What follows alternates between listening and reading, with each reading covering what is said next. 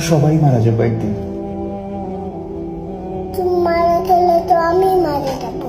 হ্যাঁ, আমি মারা যাব, তুমি মারা যাবে, মাম্মা মারা যাবে, বুবুনি মারা যাবে, আমরা সবাই মারা যাবো একদিন। কেন?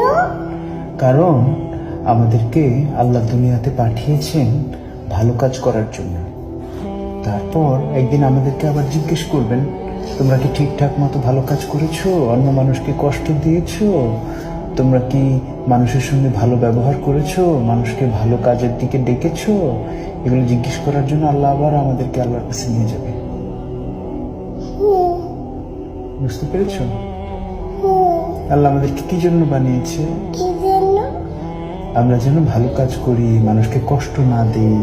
আল্লাহ দেখা দেয় না, আল্লাহকে দেখা দেয় না। না, আল্লাহকে দেখা